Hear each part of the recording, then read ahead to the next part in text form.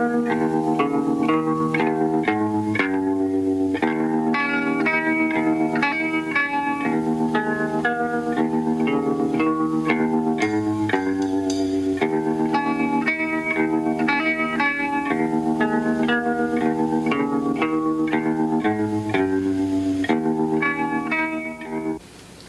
the Munguias met with Rob immediately after the program was supposed to cablecast, which it did not, through an error of Rob with the Mini-T, he told them that they could not have the tape, that it was an archive copy.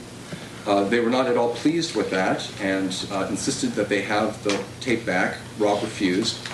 And within 15 minutes, the Munguias filed a police theft report with Arcata Police Department that this tape had been stolen. 7 minutes after the tape had, they filed that police report, I got a message on my answering machine saying that they want the tape back. I find this extremely suspicious. I am alleging that Doug and Sydney knowingly misled, provided false statements to Rob Amerman on September 23rd. They claimed that their program, ACAT Monthly, was authorized by the board on August 5th to cablecast on the 3rd and 4th Thursdays and the 3rd and 4th Sundays of the month. I have no reason to really believe Sydney or Doug. They have lost any credibility that they might have had with me. They have repeatedly used vicious techniques, bullying tactics. In the publication Zoom, it's filled with half-truths, quotations taken out of context, personal attacks repeatedly. I do not trust someone's word when they say this is an original, and they show up at the station on very short notice and say, well, it's the 4th week now, and Rob tells me that they essentially demanded that he cablecast the program and that they handed it back to him immediately after the program was over at 9:20 that evening. My feeling was that it was quite suspicious, so I withheld the tape. My feeling is that any tape that is submitted for cablecasting is an archive copy. No one submits a master tape. I was a film student at one point. I've spoken to other people in production. No one believes that you submit a master tape. There are no minutes of August 5th. The secretary at that time, David Giarrizzo, declined to make them available. Giarrizzo, please. Giarrizzo, sorry. And the tapes of the meeting aren't there. We don't have them in the office. Nobody seems to know where they are.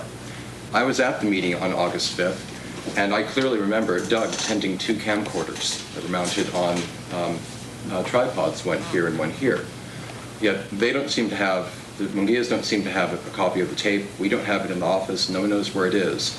So we really don't have any official ACAT documentation of what took place in the way of actions at that meeting.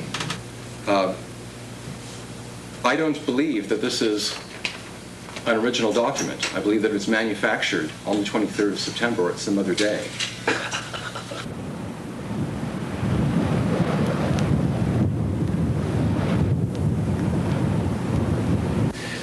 As a producer, I've been doing it a long time. You don't commit 3 hours of recording, $28 for tapes, 10 to 12 hours of editing per show, just so you can request 2 showings.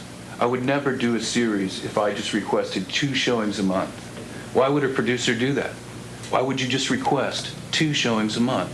After putting all that work in, and the material is so relevant to us, and we think to the community, why would we just want to play twice? Well, my hope is that you can defend against all 4 points within an hour, which is what we've agreed. So I'll leave it to you. You may have to cut your last one short.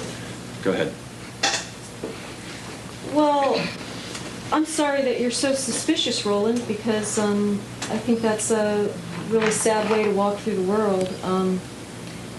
The program was approved on August 5th. The program proposal was passed out to everybody. A lot of you got it. It's the same thing that this says. There was nothing manufactured.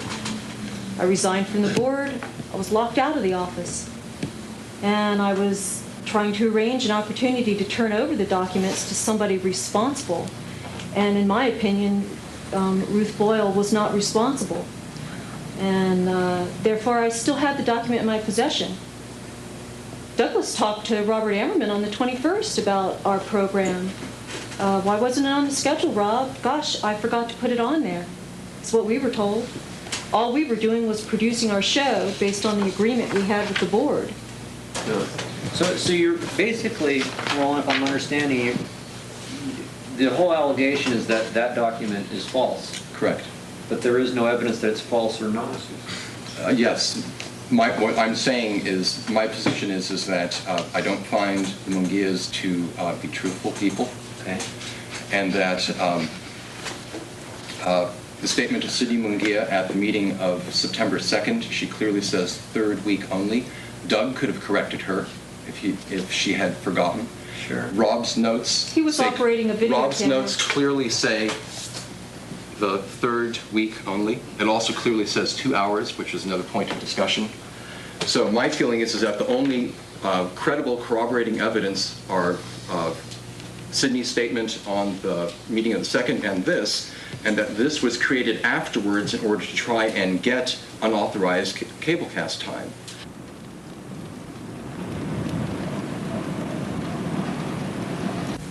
There was a lot of discussion in August, and a lot of people in this room were in that meeting when that program was proposed. And 13 copies of that piece of paper were handed out. So yes, we gave Robert Amerman a copy of that.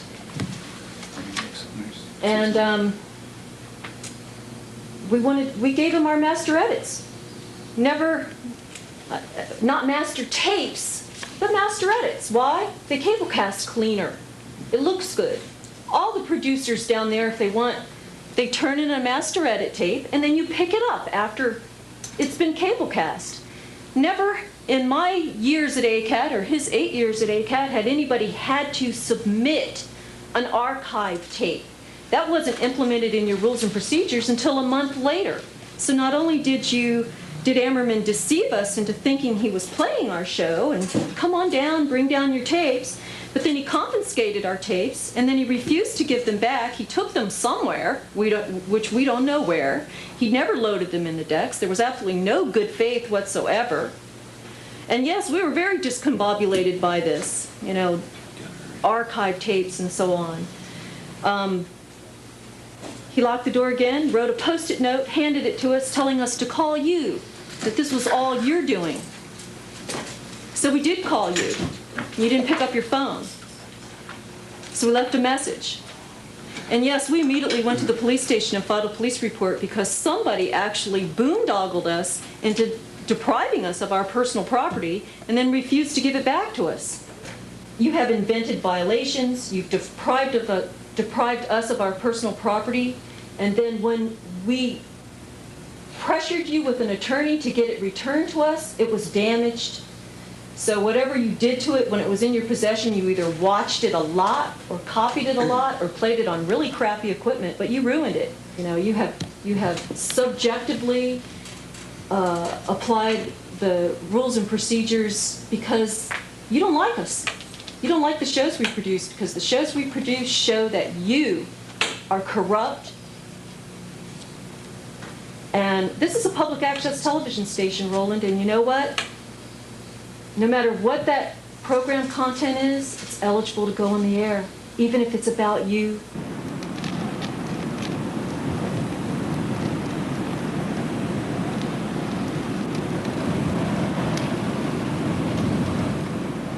Yeah, I did talk to Doug on the afternoon of the 23rd. He had said that ACAT Monthly was supposed to be broadcast on the 3rd and 4th, Thursdays and Sundays. And I told him that if he could bring documentation to that effect, I would get on the air. They did arrive with the tape, and Sydney refused to give me the tape until I promised that it would go on the air that night, knowing that it was stated in the rules and procedures that a sub-edit master copy of all programs submitted for cablecast would remain in the ACAT library, or something to that effect. I knew that tape belonged to ACAT. That was right. So when Sydney put me in that position, I said, I'll put it on the air. I came out and they confronted me with asking for the tape back. I explained to them that the rules and procedures clearly state that the sub-edit master should remain in ACAT's possession.